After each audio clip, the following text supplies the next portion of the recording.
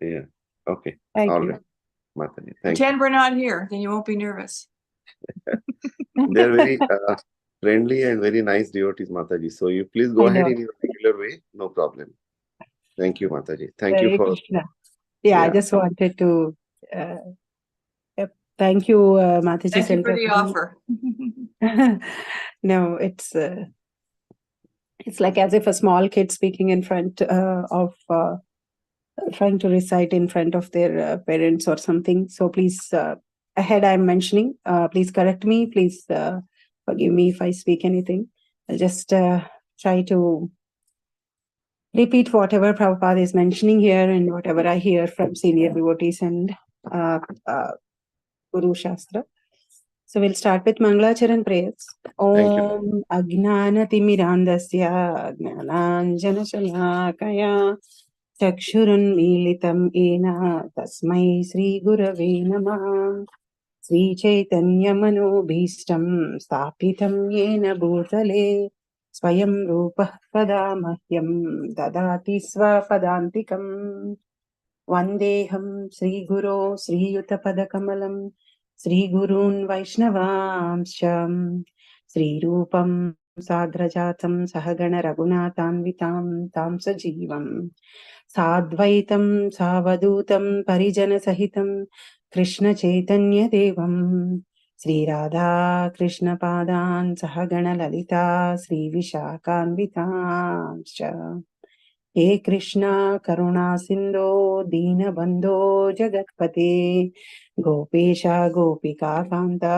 राधा कांता नमोस्तुते तप्त कांचन गौरांगी राधे वृंदावनेश्वरी वृषभानुसुते देवी प्रणमामि हरिप्रिये वाञ्छाकल्पतरुभ्यश्च कृपा सिन्धुभ्य एव च पतितानां पावनेभ्यो वैष्णवेभ्यो नमो नमः जय श्री कृष्ण चैतन्य प्रभु नित्यानंद श्री अद्वैता गदाधरा श्रीवासादि गौरभक्तवृंद हरे कृष्णा कृष्णा कृष्णा हरे हरे हरे राम राम राम हरे हरे ओम नमो भगवते वासुदेवाय ओम नमो भगवते वासुदेवाय ओम नमो भगवते वासुदेवाय नारायणं नमस्कृत्य नरं चैव नरोत्तमं देवीं सरस्वतीं व्यासं ततो जयमुदीरयेत्. Hare Krishna. Once again, my Dandavat pranams to all the assembled devotees of the Lord. It is really, really fortunate for all of us and many of you who join regularly and listen to Srimad Bhagavatam from various devotees. Srimad Bhagavatam listening becomes more and more relishable and more sweet when we hear from different devotees who speak authentically in the Guru Parampara, because Krishna reveals himself to them inside their heart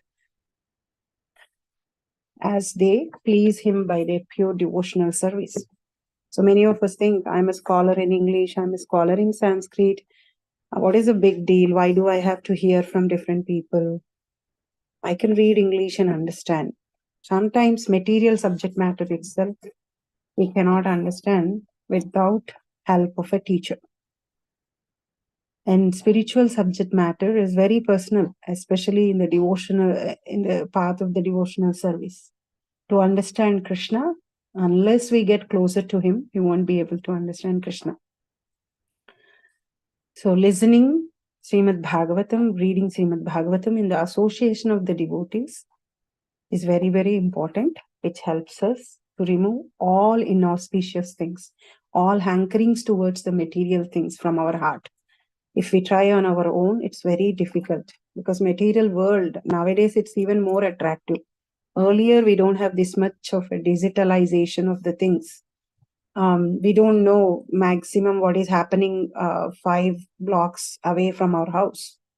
maybe unless we go there and we get to know. Now we know even what is happening thousand and thousand of miles away from our house by not going anywhere, just sitting in our own house on our couch. If we have a mobile in our hand, we are done.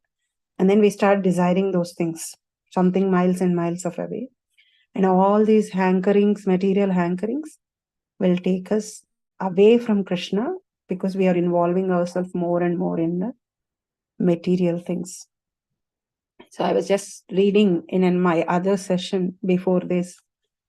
We completed 11th canto and we are moving to 12th canto. So there the last was the all auspicious exploits of all attractive incarnations of Lord Sri Krishna, the Supreme Personality of Godhead, and also the pastimes he performed as a child are described in this Srimad Bhagvatam and in other scriptures.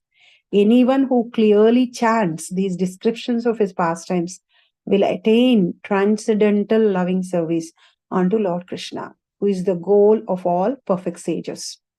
So whoever hears a person who with faith engages in chanting the glories of these various pastimes and incarnations of Vishnu, the Lord of Lords will gain liberation from all sins.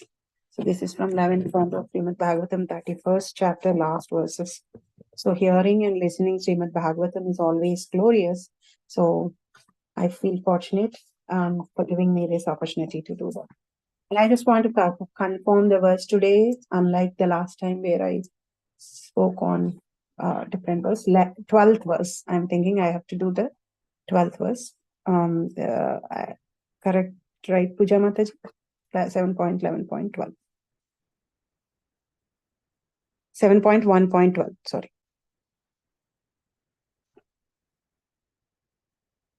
So we are discussing 7th canto, the most sweetest canto. When it feels the same, we feel the same when we go to every canto. But this is more special also because we see here in this canto appearance of Lord Narasimha and the pure and about the pure devotee of the Lord Prahalada.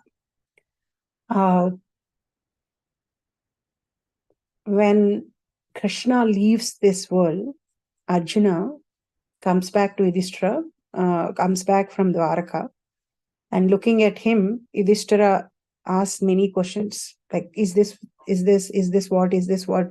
Did you do this? Did you do that? Why are you so dull? Why is your face so down? At that time, he has to deliver the news that Krishna has left this world to his spiritual abode. And then doing that, when he's doing that, Arjuna remembers all the favors and all the intimate relationships, all the intimate encounters he has with the Lord.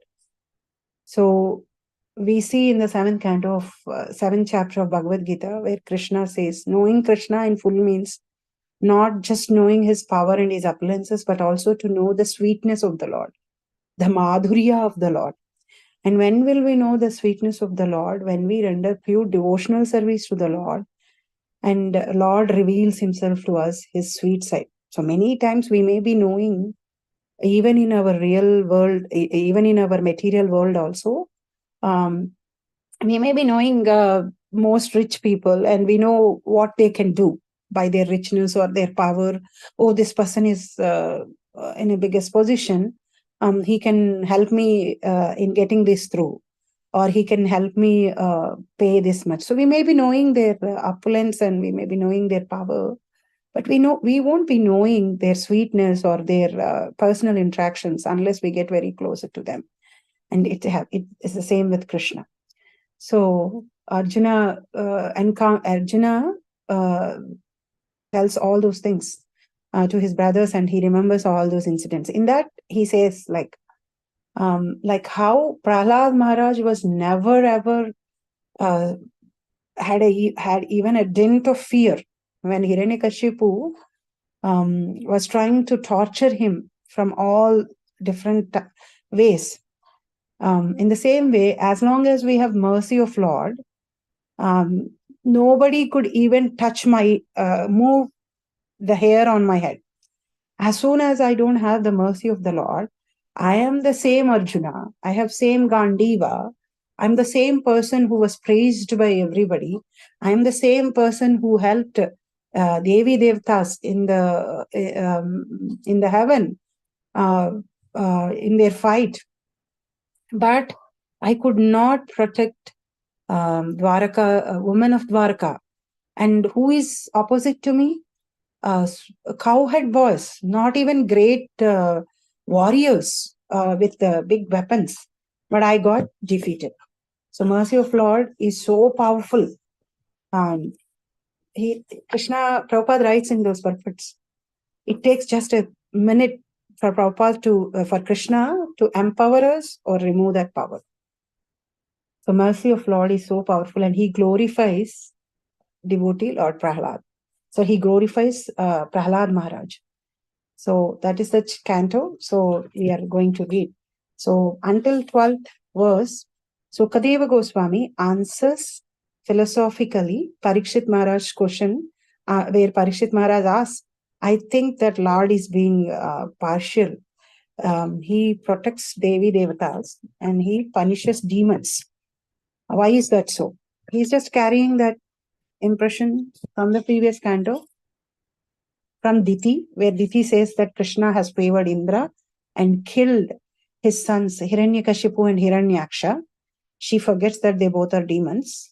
This is generally a maternal affection. In that, she says that I think Krishna is favoring Devi Devtas. So Parikshit Maharaj, even though he knows the answer, he puts that question forward so that Sukadeva Goswami can speak on that, and then that can be referred and used by all of us to understand how Lord is not partial.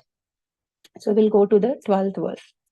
Yayesha Rajan apikala isita satvan suranikam ivaidhayatyataha tatpratyanikan asuran surapriyo rajastamaskan preminito urushrava Yayesha Rajan apikala isita satvan suranikam ivadhaitya ataha tatpratyanikan asurin surapriyo rajastamastan preminotya urushrava. Yeah, which Eshaha, this Rajan, O king, Api, even Kalaha, time, Isita, the Supreme Lord, Sattvam, the mode of goodness, Sura Anikam, numbers of demigods, Iva, certainly, Edhyati, causes to increase, Ataha, hence, Tat Pratyanikan, inimical to them, Asuran, the demons, Surapriya, being the friend of the demigods, Rajastamaskan, covered by passion and ignorance, Priminodhi, destroys Urushravaha, whose glories are widespread. O king, this time factor enhances the Sattva Guna. Thus, although the Supreme Lord is the controller, he favors the demigods who are mostly situated in Sattva Guna. Then the demons who are influenced by Tamoguna are annihilated. The Supreme Lord induces the time factor to act in different ways, but he is never partial.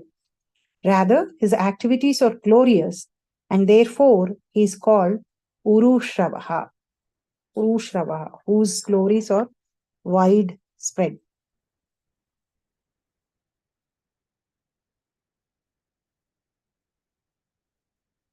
So, Lord, this is the last verse in Sukadeva Goswami answering how Lord is not partial. In the previous verse, we saw Lord creates the time factor. That is the verse. That is the verse. Kalam charantam srujatisha asrayam pradhana pumbhyam naradeva satyakrut.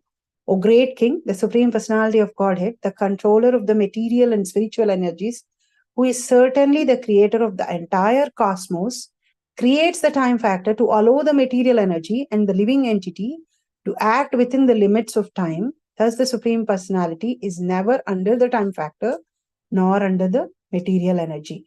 So in time, the results of the actions will be delivered to us. Like if we did pious activities, we enjoy. If we did sinful activities, we suffer. So many people have a doubt, why don't it happen immediately? If it happens immediately, then I will be able to correct myself. I know that, okay, this is wrong. Like as soon as when you do a wrong thing, you get the punishment.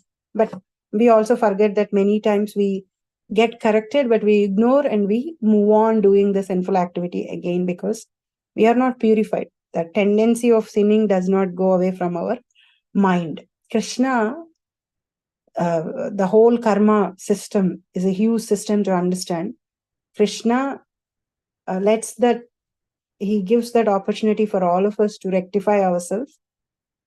And then it gets delivered in the time. The results of our actions get delivered in the time. So when we engage ourselves in devotional service to the Lord, as we discussed in the previous session, all the reactions that have to be fructified first will be reduced, and then the present prarabdha karma that we are later we get purified, that we won't sin anymore in future, and then whatever we are enduring right now, that gets reduced. If we take to devotional path, as Krishna says in 18th chapter of Bhagavad Gita, Sarvadharman parityatya mamekam saranam vaja aham tvam sarva papebhyo mokshishyami masucha. If we surrender to the Supreme Personality of Godhead, all our sinful reactions are taken away and we attain the Supreme Lord. So, if anybody can override our punishments, that is Krishna. So, we have to understand that. O King, this time factor enhances the Sattva Guna. Thus, although the Supreme Lord is the controller, he favors the demigods who are mostly situated in Sattva Guna. Then the demons who are influenced by Tamoguna are annihilated. The Supreme Lord uses the time factor to act in different ways, but he is never partial. Rather, his activities are glorious, and therefore he is called Urushrava. Purport by Srila Prabhupada ki jai. The Lord says in Bhagavad Gita 9.229, Samoham sarva bhuteshu name dveshosti na priyaha. I envy no one, nor am I partial to anyone. I am equal to all. The Supreme Personality of Godhead cannot be partial. He is always equal to everyone. Therefore, when the demigods are favored and demons killed, this is not his partiality, but the influence of the time factor. A good example in this regard is that an electrician connects both a heater and a cooler to the same electrical energy. The cause of heating and cooling is the electrician's manipulation of the electrical energy according to his desire. But factually, the electrician has nothing to do with causing heat or cold, nor with the enjoyment or suffering that results. There have been many historical incidents in which the Lord killed a demon, but the demon attained a higher position by the mercy of the Lord. Putana is an example. Putana's purpose was to kill Krishna. Aho baki yam stanakala kutam. She approached the house of Nanda Maharaj with the purpose of killing Krishna by smearing poison on her breast. Yet, when she was killed, she attained the highest position, achieving the status of Krishna's mother. Krishna is so kind and impartial that because he sucked Putana's breast, he immediately accepted her as his mother. This superfluous activity of killing Putana did not diminish the Lord's impartiality. He is Suhrudam Sarva Bhutanam, the friend of everyone. Therefore, partiality cannot apply to the character of the Supreme Personality of Godhead, who always maintains his position as the Supreme Controller. The Lord killed Putana as an enemy, but because of his being the Supreme Controller, she attained an exalted position as his mother. Srila Madhava Muni therefore remarks, Kale Kala Vishayep Sita, Dehadi Karanatvat, Suranikam Ivastitam Sattvam. Ordinarily, a murder is hanged, And in the Manu Samhita, it is said that a king bestows mercy upon a murderer by killing him, thus saving him from various kinds of sufferings because of his sinful activities. Such a murderer is killed by the mercy of the king. Krishna, the supreme judge, deals with matters in a similar way because he is the supreme controller. The conclusion, therefore, is that Lord is always impartial and always very kind to all living entities. So in the 7th chapter of Bhagavad Gita, Krishna says that how he is the Bija. He is the father of all the living entities, not just humans, Devi, Devatas, everyone. Krishna is the father of all living entities. And he also says in 10th chapter of Bhagavad Gita, Aham Bija Pradaha. So everybody's origin, for everybody, Krishna is the in 7.10, Krishna says, O son of Pruta, know that I am the original seed of all existence, the intelligence of the intelligent and the powers of powerful man. So Krishna is the father. Krishna is the father of all living entities, not just Devi Devatas or humans or those who are acting according to the scriptures and those who are devotees of the Lord. He's father to everybody. He is there in everybody, in every living entity's body as a Paramatma. Even that body, we always say in insects, birds, even the worms inside the stool, that body also Krishna accompanies them. Krishna doesn't leave anybody. At the same time, like Krishna never overrides our free will, because that is the whole reason we don't wanted the association of the Lord. We revolted against the Lord, and we wanted to enjoy being separated from the Lord. So that's why this material creation has been created, and we were all put here so that we can be our own masters, and we can decide what we want, how we want to act. So like how a judge is not responsible for the actions of the person he is prosecuting in the court. He gives the punishment, but he did not influence the person to act in a particular way, act like this or like that. So similar way, Krishna, for every action, that sankalpa, that initiation is from the soul, from us, from the living entity. Krishna just gives the permission. Without Krishna's permission, even a blade of grass cannot move. Because he has given us free will, that is the mandate, that is the template of this material universe. Even for those who are doing heinous acts, they are getting permission from the Lord. Without Krishna's permission, it does not happen. We see in one of the verses, Prabhupada says, if a thief comes to a house to steal, he says Krishna is the one who is allowing that thief to come and steal. And if the owner of the house surrenders to the Lord and becomes a devotee of the Krishna, is the one who gives the intelligence that, okay, wake up, there is a thief, protect yourself. So both Krishna only. But the desires of these two people, the intentions of these two people, or the initiative of these two people is different. So it is us who are responsible for our actions. Krishna does not influence us. Modes influence us, which are in the material nature. And under the influence of the modes, we act. So that's why the morning time, where the Sattva Guna, time plays an important role. In the time, many people think that, okay, what is a big deal? Why do we have to wake up in the morning and chant and read? Because the influence of Sattva Guna is more in the morning times. So it is more conducive to perform devotional service to the Lord. As soon as you wake up, you are not like, you don't wake up with full of desires. I have to do this, I have to do that. If we wake up later in the day, like 9 o'clock, 8 o'clock, already the world started moving, and then we will be also rushing to catch up with the world. But if we wake up early in the morning and in the Brahma Muhurta time, where the influence of Sattva-guna is more, sit down and chant.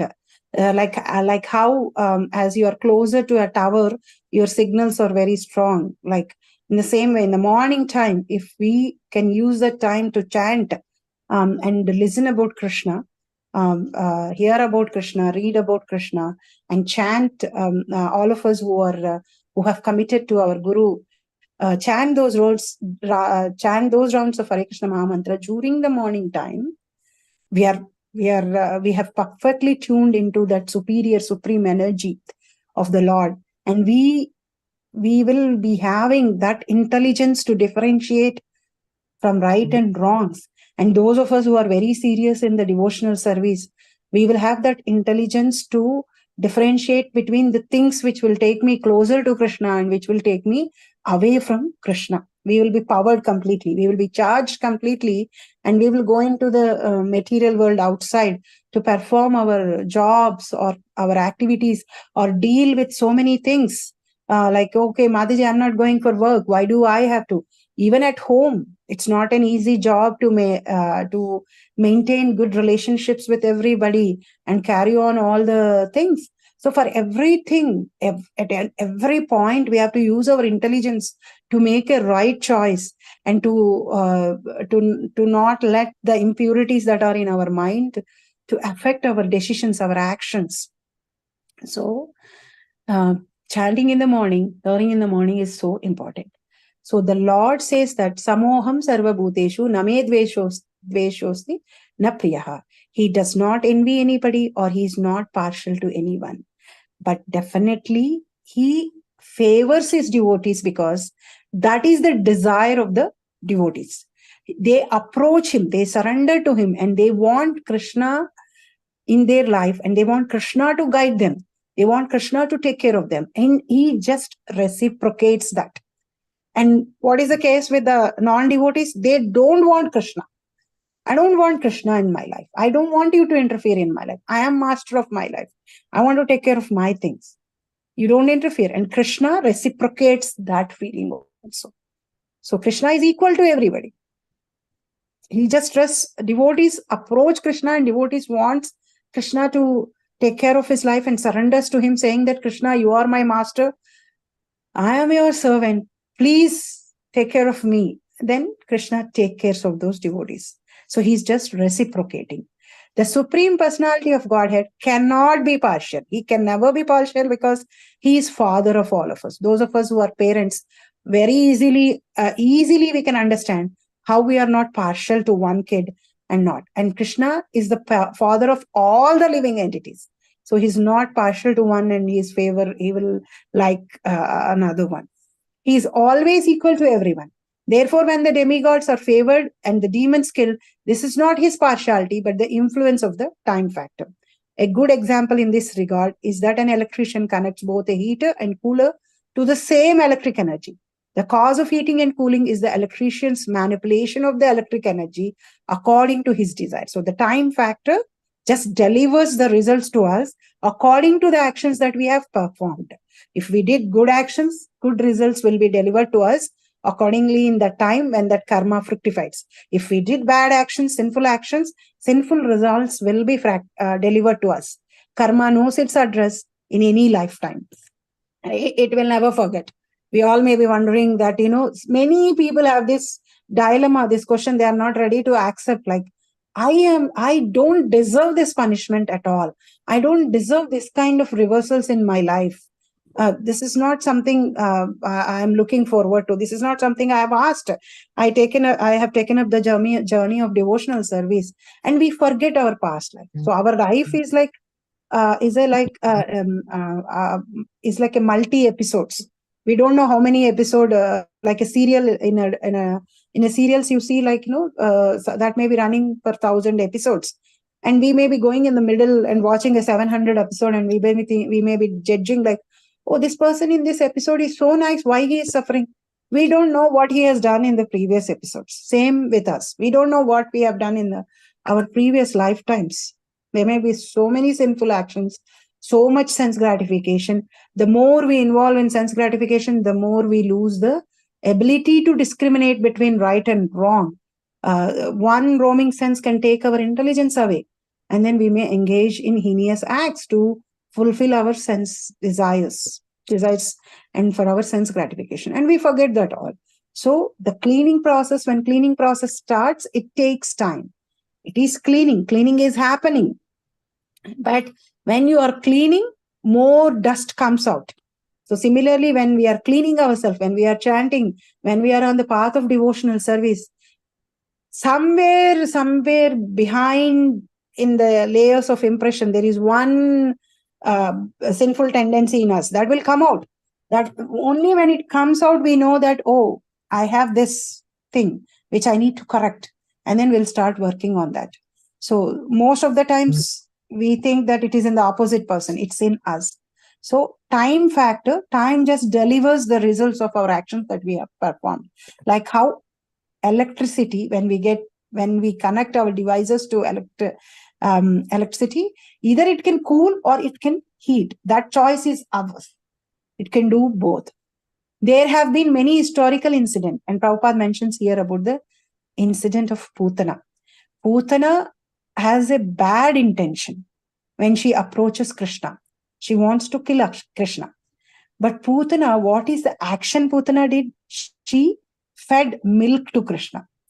So Putana was given liberation.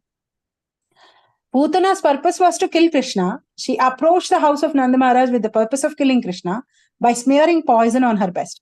At when she was killed, she attained the highest position, achieving the status of Krishna's mother. Krishna is so kind and impartial that because he sucked Putana's breast, he immediately accepted her as his mother. So Krishna is very, very merciful. So Krishna either sees our intention or action.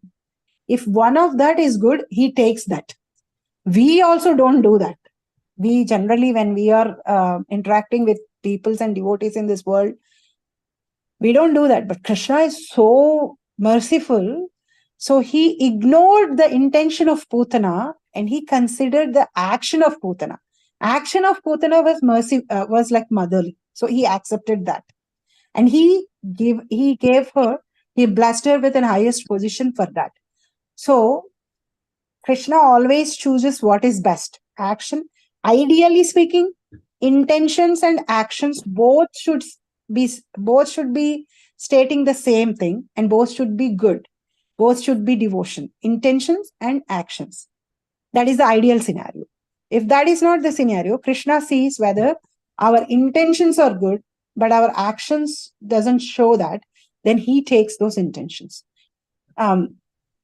If our intentions are bad, but actions, like many people, they sit in the temple and they will be doing a service to the Lord, but their heart is on somebody else. Like they will be either jealous of someone else who is next to them or envious of somebody else, or they are sitting in front of the temple and gossiping about unnecessary material things, or they may be like unhappy about something, or they are like going through a lot of things that they want to say and they cannot say, and so their intentions are not pure, but their action, they are doing cleaning of a temple or like mopping the temple or making a garland. So still that is action is connected to Krishna. So Krishna takes that action. And some of them, their intentions are very pure, but their actions are not pure. So Krishna takes the intentions. Like let's say I got sick. I'm on the bed. I cannot get up on Gaur Purnima day and do Abhishekam to the Lord. I'm very in an impure state where everything I'm doing in the bed, I'm bedridden. But my heart is always on Krishna. I'm always thinking about Krishna, Gauranga, Lord Chaitanya Mahaprabhu, and chanting the holy names. Krishna takes that. So here Krishna took the action of Putana, where she was feeding him. He immediately accepted her as his mother. This superfluous activity of killing Putana did not diminish the Lord's impartiality. He is Suhrudam Sarvabhutanam. He is the friend of, he's friend of everyone. Krishna says, like, I'm the benefactor, well-wisher. If there is anybody who always thinks about us, even when we are not thinking, many of us don't even thinking about ourselves also. So Prabhupada writes in one of the books, like, those who kill animals are not just the animal killers. Those who kill their soul every day, they are also animal killers. Because we are we are not doing the things that can connect us to Krishna. We are not, because our constitutional position is that we are servants of the Lord. And if we are not acting any single day in that position, that day we killed ourselves. We killed ourselves as the soul. We are keeping alive, ourselves alive as the body, but not the soul. So, therefore, partiality cannot apply to the character of Supreme Personality of Godhead, who always maintains his position as the Supreme Controller. The Lord killed Putana as an enemy, but because of his being Supreme Controller, she maintained an exalted position as his mother. Srila Madhava Muni therefore remarks, ordinarily a murderer is hanged, and in the Manu Samhita it is said that a king bestows mercy upon a murderer by killing him, thus saving him from various kinds of suffering. So, there are certain positions in this material world also, like judge, parents, spiritual master, senior devotees. When they come forward and correct us, and they are telling us this is right, this is wrong, you should not be doing this, we should not be immediately get offended and think that, oh, who is he to tell me? Why is he telling me? So they all have a responsibility to help us in not going towards a path which will take us downwards. So that's a responsibility. Parents, when parents give timeouts or punishments, I don't mean that torturing or abusing. These are not. So let's not take into that way. Abuses, torturing, all these things are not what I am encouraging here, but correcting, helping us to rectify our mistakes, telling us, and parents, when they punish their kids, judge when he punishes a sinner. This Manu Samhita says that it actually reduces their punishment which they are going to get in the hell. All of us has read the 5th canto, 26th chapter. Last chapter of 5th canto. I think it is 26. I don't remember the number exactly. It lists 26 hells. So all this, and it tells what kind of a punishment we'll get for the sinful action. So if there is somebody who is correcting us way ahead, even before we go into that situation where we have to go to hell and suffer, and telling us, this is wrong path, correct yourself, you're going on a wrong way, we should be very thankful to them. We should keep them closer to us so that they can always protect us. So association of devotees is very, very, very important. If a devotee is helping us to rectify our mistakes, even though it is not palatable to us, because all of us always wants to be glorified, appreciated, like even in devotional life, even in spiritual life, we bring all those material positions. We bring all those, we have all those hankerings. But in reality, like appreciations and praises, we always take and directly, immediately should offer to Krishna, so that those things doesn't make us proud and make us go fall. But those who are giving a constructive criticism to us, saying that, Prabhuji and Mataji, I saw you doing this. Please, can you explain why are you doing this? And if it is indicating that we are doing some mistake, we should be thankful to them and we should rectify ourselves. Again, having said that, it is not that we go and openly criticize them and correct them in front of everybody and insult people, saying that, oh, I'm trying to rectify you. And it should not be in an insulting way. It should be in a very humble way, and in a way that you do it, they are not offended, not in public, taking them aside and asking. And especially when you are doing that with seniors or any people, you have to be following etiquette in a more, even more, like asking them as a question, like, I saw you, is this what? Not in an offending way. No way we have, even though we speak truth, it should be spoken in a soft way. It doesn't mean that, oh, I'm speaking truth, so I'm going to tell them on their face and insult them in front of everybody. So speaking is also speaking in a right way. Choosing right words is also an art. And to speak always in a way that doesn't cause hurt or offend anybody we definitely need Krishna's mercy on that. And we should always, those of us who have who can speak very nicely, should always surrender to the Lord and ask Lord to make us speak in a way that we can bring them closer to Krishna. All the people, all the encounters that we have. So here, the punishments that people receive for the sins they have done are going to reduce their punishments later. So Prabhupada is mentioning that. It is said that a king bestows mercy upon a murderer by killing him, thus saving him from various kinds of suffering. Because of his sinful activities, such a murderer is killed by the mercy of the king. Krishna, the supreme judge, deals with matters in a similar way because he is the supreme controller. The conclusion, therefore, is that Lord is always impartial and always very kind to all living entities. Krishna is impartial and he is always kind to all living entities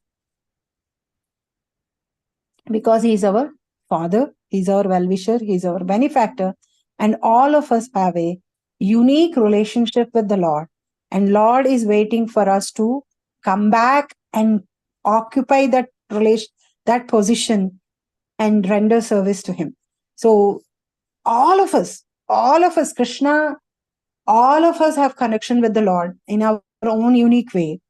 And the whole process of devotional service, chanting, reading, is to revive that forgotten relationship with the Lord. The chanting that we are doing in the morning is our one-on-one call with Krishna, our intimate association, personal association with the Lord.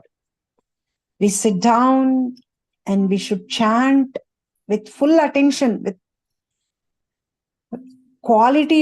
full quality, not like dividing attention with the chores in the house or in the mind with so many other things, or so many, if at all, because circumstances play an important role.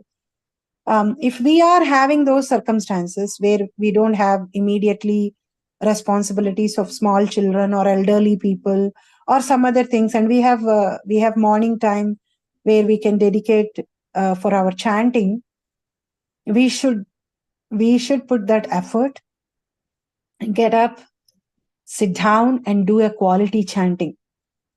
Unless we do that, we won't be able to revive our lost relationship with the Lord. So Krishna is never impartial. He always is the benefactor of everybody. That is what Sukadeva Goswami has mentioned to Parikshit Maharaj for his question. Verse 13. Atraivodahritah purvam itihasah surarishina Pritya Mahakruto Rajan Pruchate Jata Satrave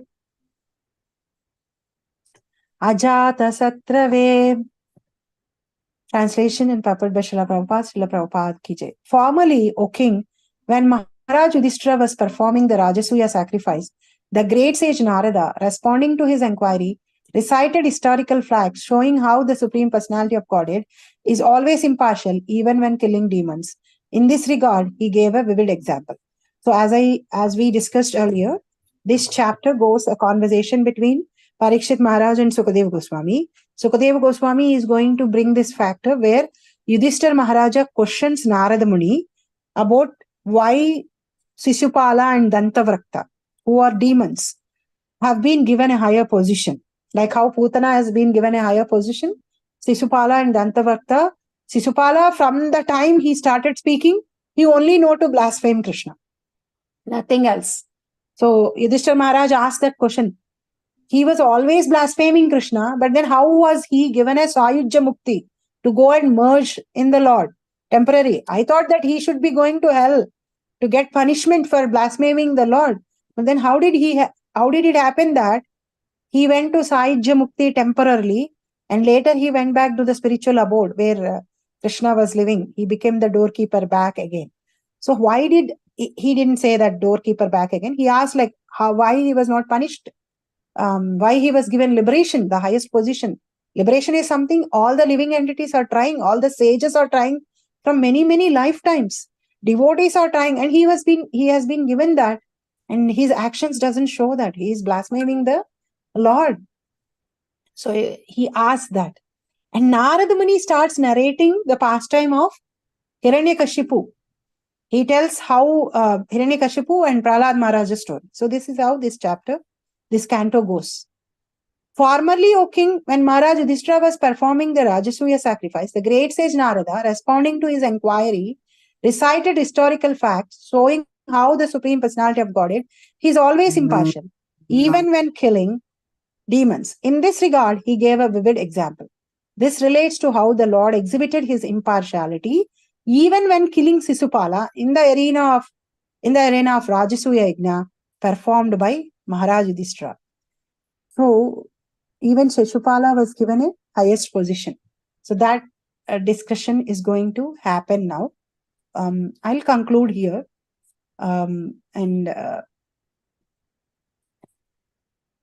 Devotees have any questions, comments, corrections, additions? Please go ahead. And tomorrow's verse is from verse 14, Mataji.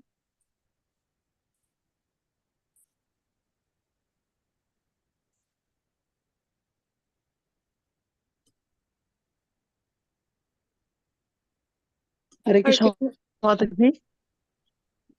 Sorry, go ahead. Oh, Hare Krishna. This is Utama calling, responding. I was appreciating your point about choosing lifestyle options in the mode of goodness. We can see that that's so important. It affects our daily life. I really appreciate that point. And I was also thinking about your point, how when Krishna is favoring, how Krishna is impartial. And even as a devotee, I think it's easy to get disappointed when something goes wrong and maybe think that, Krishna's not happy with us, or he's not favoring us, or maybe we might even get angry, I do so much for him, and why is something going wrong for me? Or we could even feel maybe kind of low self-esteem that, Krishna doesn't like me or something like that. Would you like to comment on that? Oh, yeah, sure, Mataji. This we often see happening to us, and also to close devotees around us, where there will be times where we are like confused about Krishna's mercy on us. It's very natural. If I understand your question, you were saying like when there are reversals, or when there could be times where we doubt. Correct. Yeah. So it does happen to us, and I won't say that. I mean, I'm not.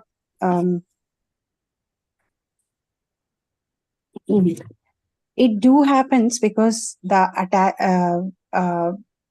attachment to the material things in this world, the attachment to the material objects or things happening, or even with devotees or anything, sometimes reversals do happen in our life, and sometimes they disturb our devotional practice also. Like it will disturb our faith in such a way that we start losing our faith on the Lord. So at these times, it's kind of a reminder to us, like how when we are taking a medicine, we are getting ourselves cured. We are getting ourselves cured for some disease, and we went and we have been given a prescription. And we are taking that prescription hoping that we will be cured and we will start feeling good. But over some time, we are not feeling good and we are still suffering. So immediately our doubt comes on the medicine that has been given to us is working or not. So, and instead of that, if the doctor said like, oh, it will take 10 days. And some people, it may take, you may have to come back and take a second dose of it. But we expect it to work within those 10 days, if possible, even on the day one when we take the medicine. And when it's not happening. So 5th or 6th day, we start doubting the medicine. And then instead, if it is still not cured, it's an indication that we still have to take medicine for a longer time. So whenever our faith with the reversals happening in life, or with the opposite things happening in our life, whenever our faith is dwindling, or whenever we are feeling that I don't see that Krishna is being merciful to me, Krishna is taking care of me, we need to increase our devotion even more, because we are feeling that Krishna is not being merciful to us. So we have to confide in a devotee and ask, like, all we should go, like, we should not hide it inside and start going away from Krishna. Like, instead, we should confide that in a devotee, in a senior devotee or our mentor, and ask, why I am feeling like this? Why is this? Can you explain me, narrate me some questions, some incidents in the past, or from scriptures where Krishna, how do I understand this feeling? Am I right? Am I wrong? Is Krishna being partial or impartial? Like how Parikshit Maharaj is asking. Parikshit Maharaj did not shy away from asking Sukadev Goswami, even I am also getting doubt. Is Krishna being partial to the Devatas and not the demons? So that is first thing. And the other thing we understand from scriptures, that all these things are opportunities given to the devotees to surrender to Krishna even more, to make us all remind us all, this is the nature of the material world. This is never a place of happiness. Dukkhalayam asaspitam. Everything here is temporary, and also it's a alayam. It's a temple of miseries. So thus, one or the other misery is going to make us, is going to come to us, and then it will actually show us the urgency of leaving this place. It helps us to remember Krishna more and more. It's an opportunity for us to clean us even more and increase our surrenderance and our devotion to the Lord more. But it doesn't happen naturally to us. The first thing that will come to us is like, why is this happening to me? Why this has to happen right now? But even in that situation, we should approach Krishna and pray to Krishna, approach our spiritual master or senior devotees and ask, I'm getting this feeling. How do I correct myself here? Or how do I understand this incident happening in my life? How can I take from here? I don't, so we should approach and we should find a bona fide way. And even though we don't like to do that, we should do it. So the mind, which has impressions of sense gratification from so many lifetimes, it needs to be cleansed. They don't go away so easily. When we practice devotional service, we are cleaning, and then something which has impression very deeper and stronger takes even longer time. So as a practicing devotees, when reversals happen, we have to understand that we should surrender to Lord more. We should perform devotional service even more.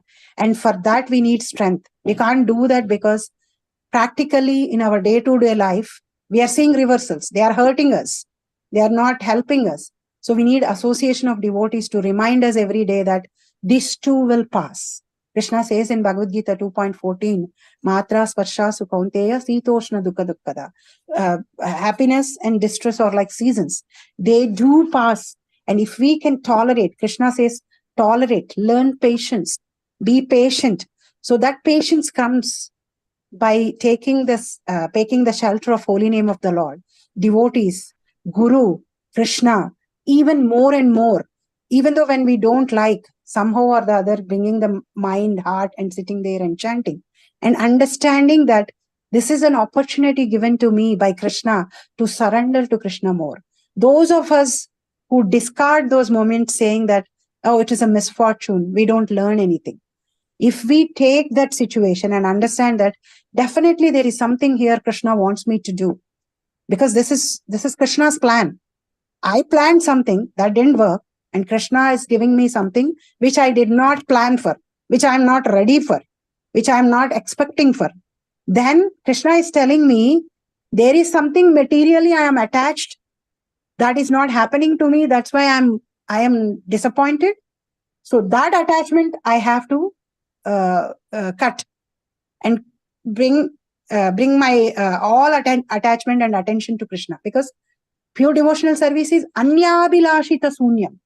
There is no other desire other than serving the Lord Krishna, no other attachment other than Krishna. So if I am feeling bad for that, then there is Krishna is telling me to cut down that attachment, or Krishna is helping me to depend on him, surrender to him more. Like there is no other shelter other than him. Most of the time, even though we say this theoretically, we don't really feel that.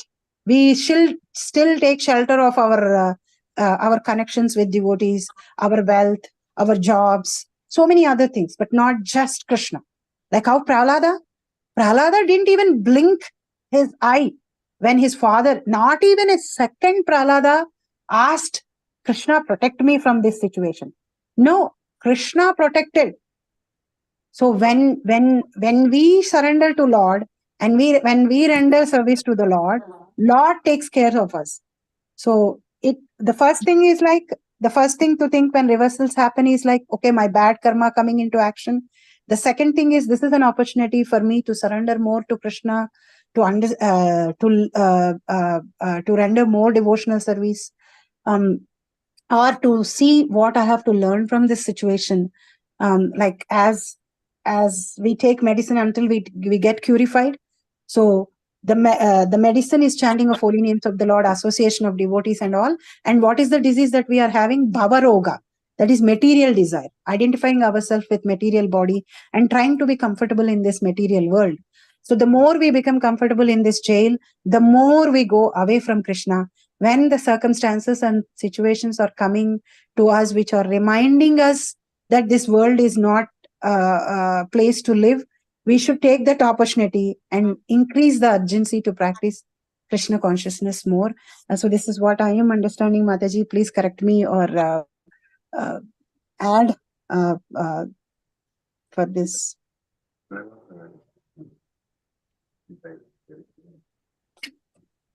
Thank you. That was very nice. I was appreciating your point about sometimes when it's hard for us, it's really important to go and find somebody we can confide in and get some help, because it can be really bewildering. And I think if we don't have the humility to do that, it can hamper our spiritual life, we can lose some faith. So that's why, association's really important, and how we need to, make even good friendships where we can get some help. So it's nice you have this Sangha for those sorts of things also. So thank you. Hare Krishna Mataji, Danta Pranam. All grace to Sri Prabhupada. It was such a nice class and a technical class from you, as usual. And your session is much valued. I like that point that you mentioned about Krishna, how he sees only the good things. In the middle of many bads, there may be one good thing, that even if that is like Putana's intention might have been bad, intention was bad, but his outward gesture towards Krishna was good. So Krishna accepted that. That I remember that relating that to that verse in Bhagavatam, I forgot it. There's a word called Aboherani. That is even by jokingly, in a passing remark, in whichever way, why somebody chants Krishna's names, Krishna gives the benefit. So that's wonderful. That Krishna always sees the good things in us, as a Surid. Suridam Sarvabhutana. So it gives a lot of pleasure and and confidence that even if we make little bit mistake here and of course Krishna says api cheta durachara bhajate mamananda bhak sadhureva sama. Even if he makes little bit mistake, then also Krishna forgives. So it gives a lot of comfort. Hare Krishna Mataji. Thank you for your wonderful class.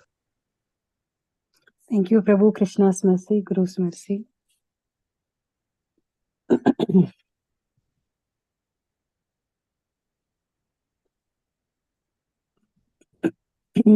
If there are no questions, comments, or additions, can we conclude the session, Mataji?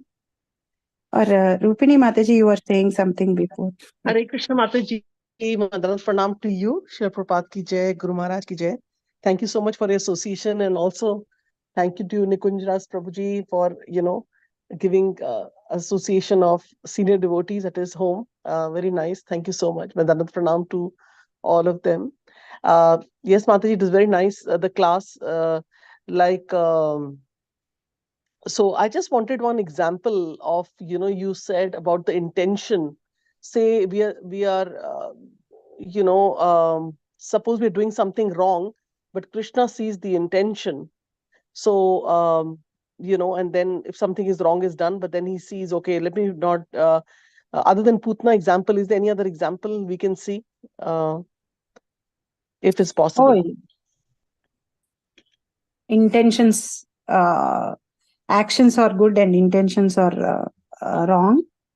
Yeah, as I mentioned, like both ways, Mataji. If the intentions are wrong and then action is good, I mean, I'm just little.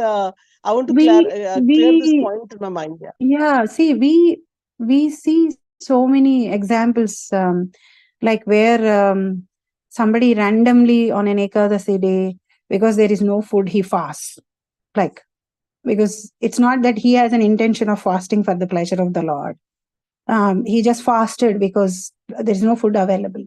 Right now, on top of my head, I don't, but we heard these stories, right? Like, on that auspicious day where you are supposed to be fasting, he just randomly fasted because there is no food available that day, or he was busy from whole day work, and Krishna gives him the benefit of fasting on that day.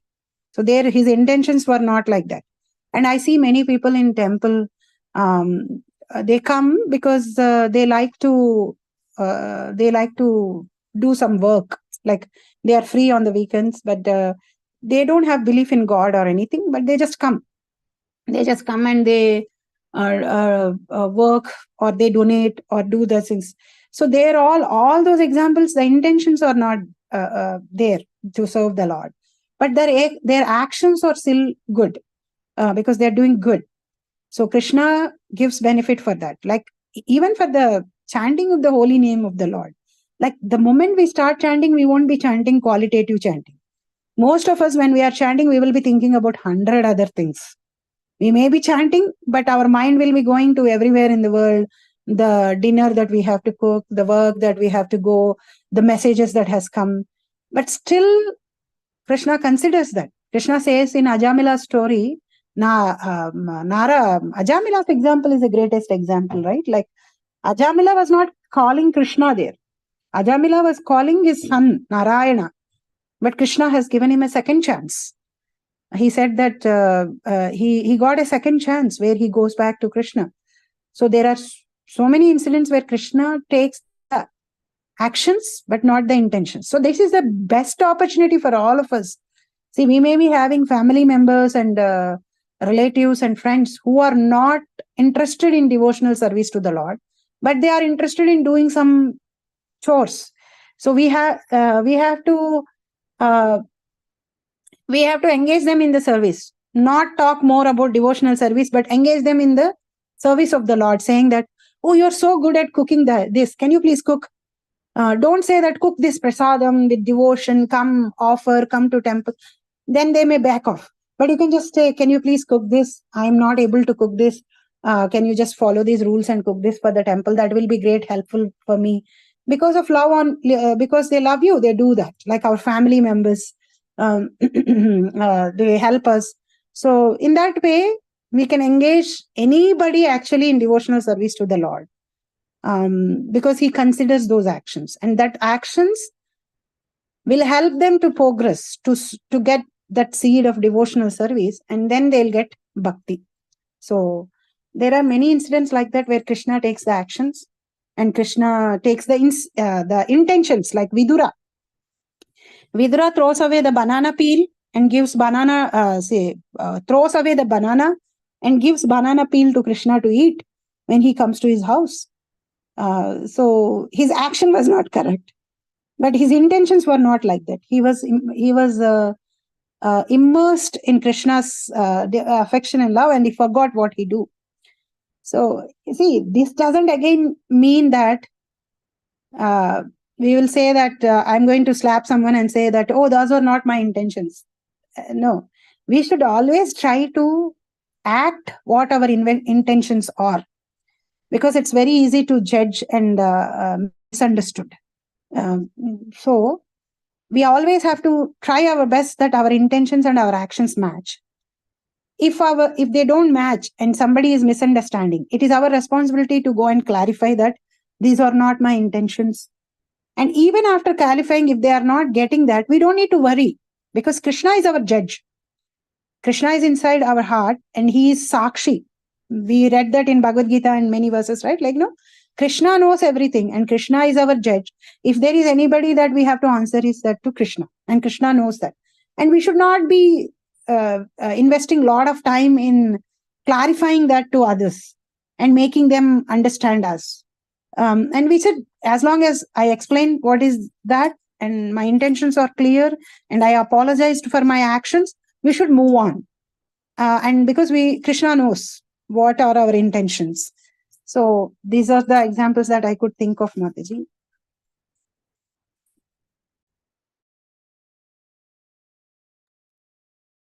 Thank you so much, Mataji. Thank you for the wonderful, I wish the intentions and action can match together. So, I'm sure with all the senior, devotees that happens, but I'm just extremely struggling in this path, but in association, maybe things will rub on me and change will come, but thank you so much for mentioning this. It is, it is challenge for everyone, Mataji. It is challenge for everybody. That's why we should never ever miss practicing our devotional service, listening and hearing to Srimad Bhagvatam, associating with devotees, eating prasadam, reading Prabhupada books, chanting. This is our, this is our armor, which protects us from all these things. Our chanting, our reading books, eating prasadam, association of devotees.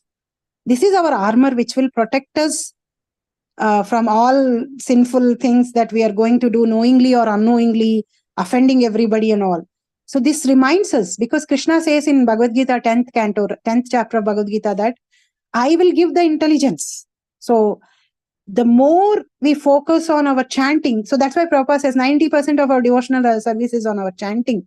So the more we have a qualitative chanting, Krishna gives that intelligence to us.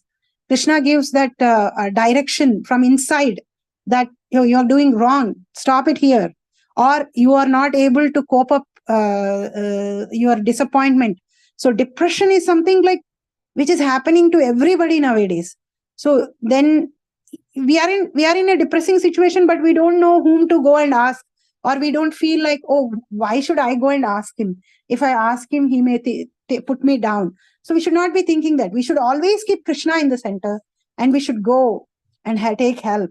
So association of devotees, reading Prabhupada books, chanting the holy names of the Lord, and eating prasadam is our armor, which protects us from all these things. And it's difficult for everybody. It's challenging for everybody every day. Material world is so dangerous. From any position, it can make us fall down. So we have to be always having this, and we should be always humble, meek, surrendering to the Lord, saying that Krishna guide me. Let not this pride seep in and make me fall down.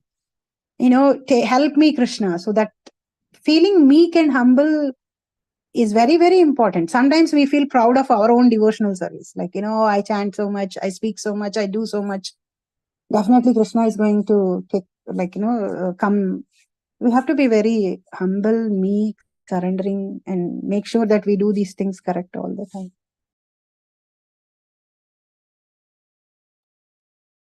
Thank you, Mataji. Thank you, Mataji. Thank you so much for the answer. And also, Mataji, you mentioned one point about the chanting.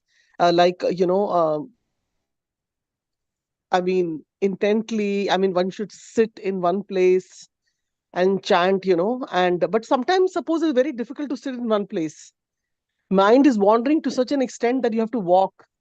You have to, have your body moving, and then somehow, the tongue chants along somehow the other, and then afterwards maybe sit for some time. But I've seen so many devotees who just sit in one place.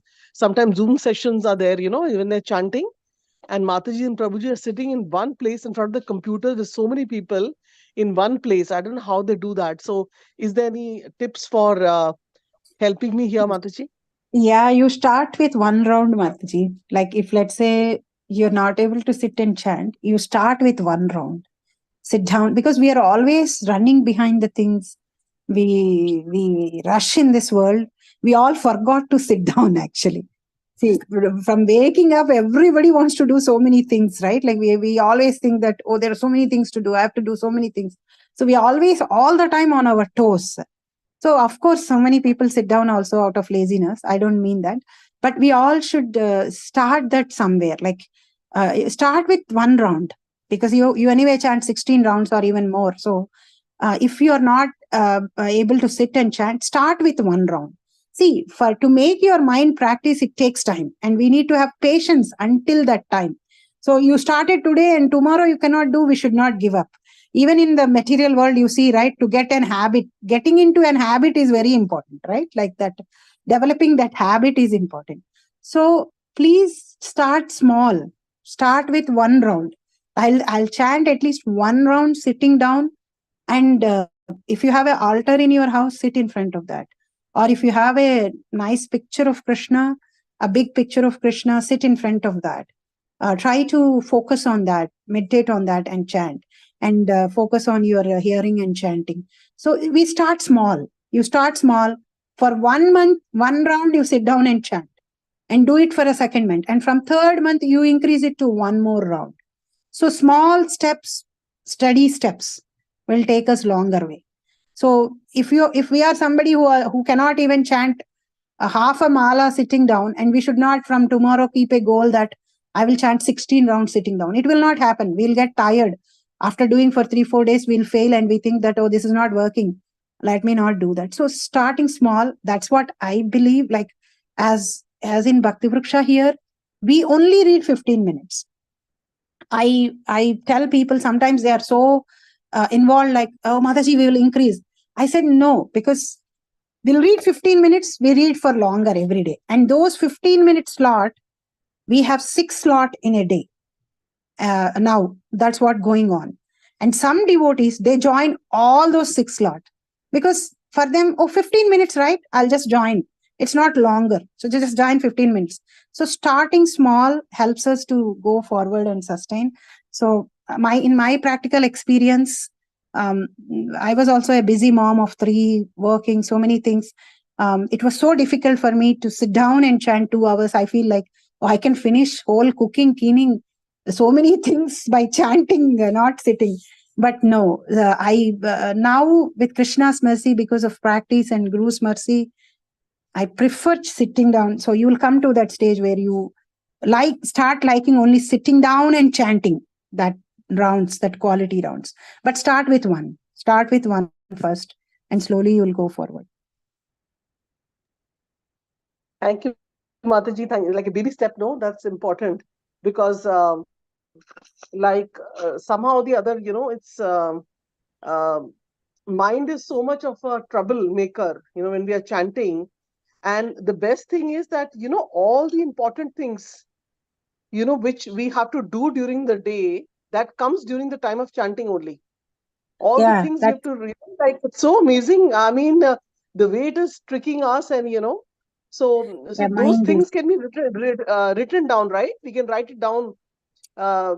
Sometimes you happens can write it down in the beginning. Take a pen and paper next to you, write it down, and and move on. Slowly, you will overcome that also.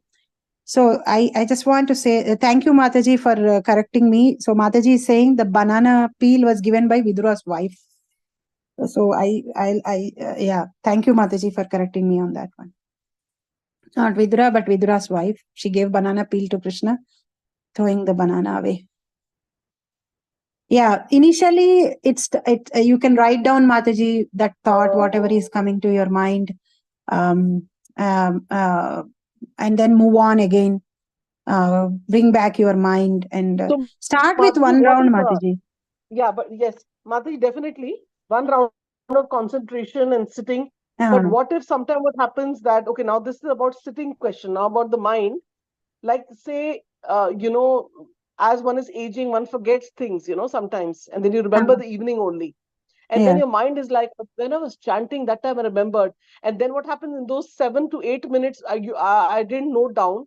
And by the 9th minute, when I'm done with the first round or third round, then that thing is gone. That thought is gone. What I was remembering, and then the mind is intriguing into What is I that? wish I What had is? written it down. So is it okay to write down in the Yeah, writing it down too? Mataji.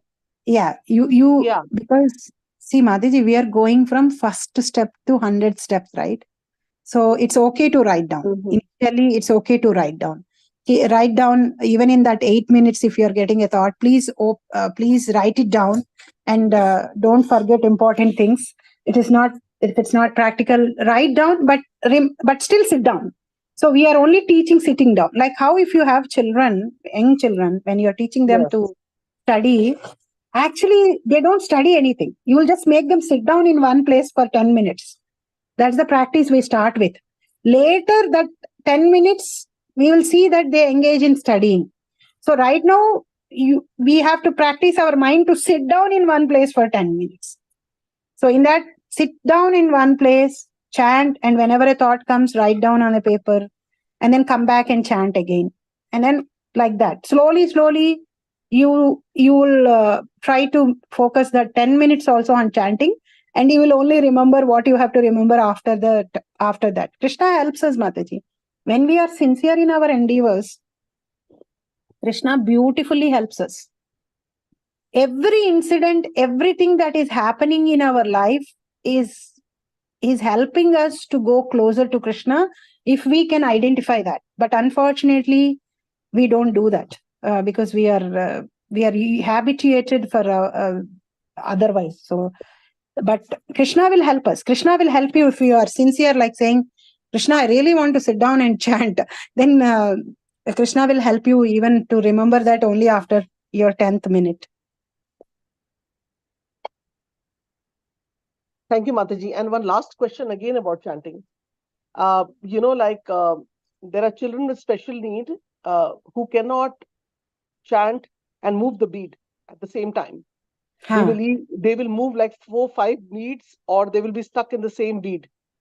It's very hard for them to synchronize, especially when the disability is cognitive, like in the sense that it's hard for them to manipulate. They might do 5 plus 3 is 8, but they will not be able to do 11 plus 21. Yeah, or understand. So in that sense, I was thinking, is it a good idea to have like tulsi beads which are loose in hand, and that can go from one cup to the other? Yeah, Mataji, you can have that, or you can even give them a clicker. You can even give them a clicker. So I was with Guru Maharaj when they... Clicker same problem, because Oh, sorry, they Mataji, click to cut you, but faster. just clicker is same. Yeah, because what happens, they're chanting and 4 clicks. Then you make they a know they have to, customized mala for them. In the sense, like as you are saying, the distance between the two beats more, like that. You are just saying, right? Like no losing. Or You loose make beads, or loose beads. Yeah, loose beads. So you can customize that mala for them, right? Like. Okay. Yeah. So just like I was thinking that a little bit, my daughter also struggles, like, I mean, I don't know, till date she's been able to do like 108 rounds, or does it go beyond, or is it always less? Or sometimes it goes beyond only, because then I put on the timer for her. So because she's able to chant, so I encourage her. So I was thinking that she's not exactly doing 108. So I was thinking that I should get these, like tulsi beads or some beads, and then take 2 pots and 2 little bowls. And every time, she says the mantra, then she's going to transfer it to That is another good bowl. too.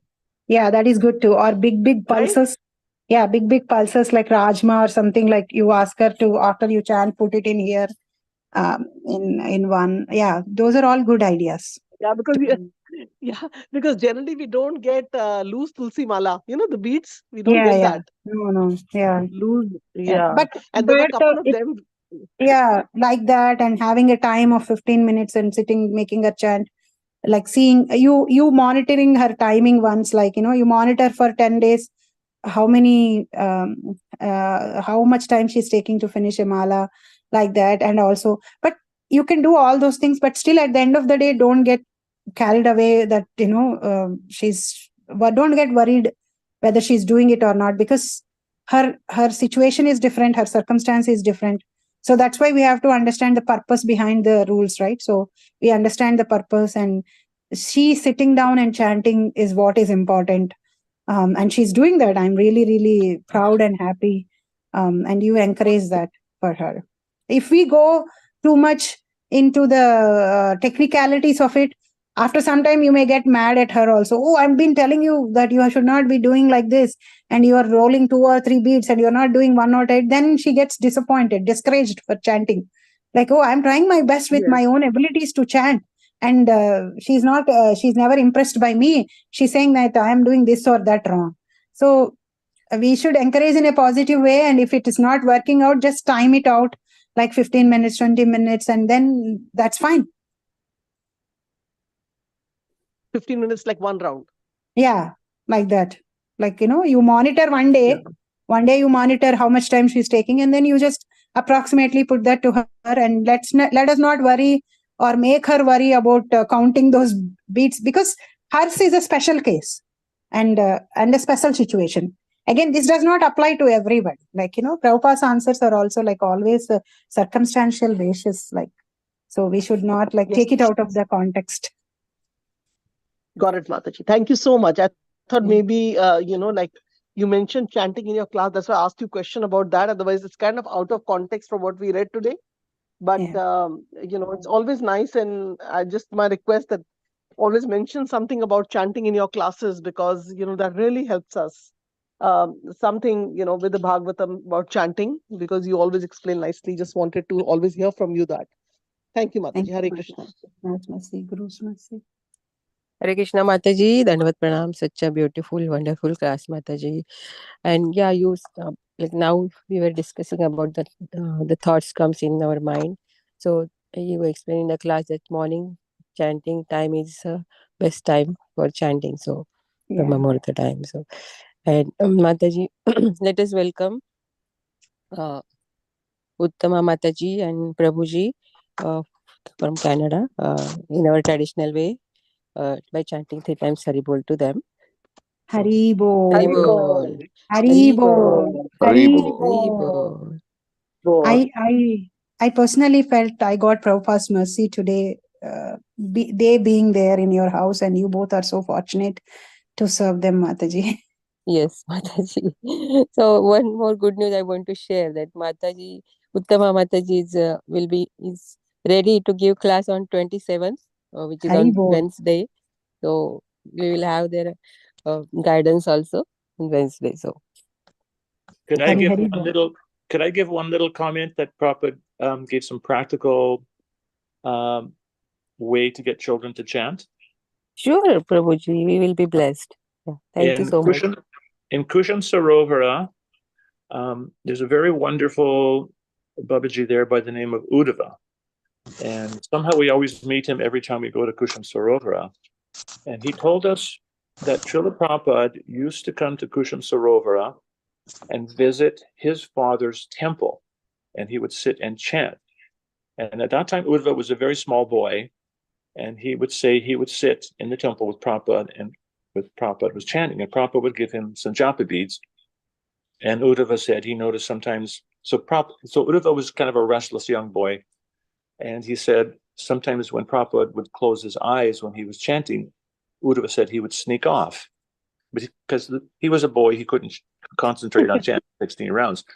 So he said that Srila Prabhupada one day came to his father's temple, and then he was there, and Prabhupada gave him a very short set of japa beads. And so Prabhupada would ask him, just chant 1 round on those beads. And this gentleman, Uddhava, he still has those japa beads. And if you ever go to Kusham Sarovar and meet him, he may take you to his little altar and he'll show you, he has a picture of Prabhupada and he still has those beads that Prabhupada gave him on his altar.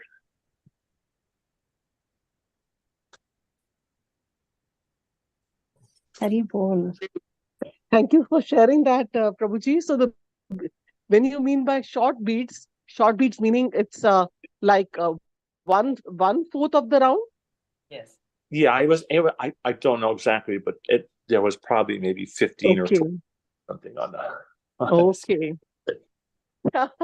Okay, thank you so much. Yeah, I mean, so Prabhupada's potency is there, so he continued, Yes. till date. Wow, very nice. Yeah, thank you so much for sharing that. Yeah, we can go with, like Mataji was saying, baby steps. We can go with a small little mala on the wrist, and then gradually increase very slowly. Okay, thank you. Thank you so much. Hare Krishna. Hare Krishna.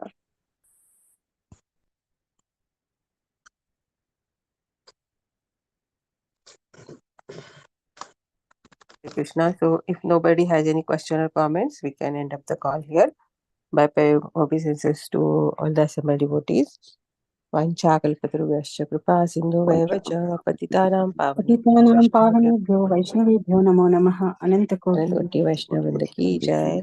नमाचार्य Shri Haridas Thakur की जय। ग्रंथराज श्रीमद् भागवतम की जय। श्री प्रभुपाद की जय। His Grace Partha Prabhu and Her Grace Uttama Mataji ki jai. Jai. And Her Grace Vanmalini Manjiri Mataji ki jai. Thank you so much. Hare Thank you, Krishna. Mataji, for wonderful class. Hare Krishna Hare Prabhu. Krishna. Thank you. Krishna's mercy, Guru's mercy. Hari Bol. Hare Dandavat Krishna. Pranam.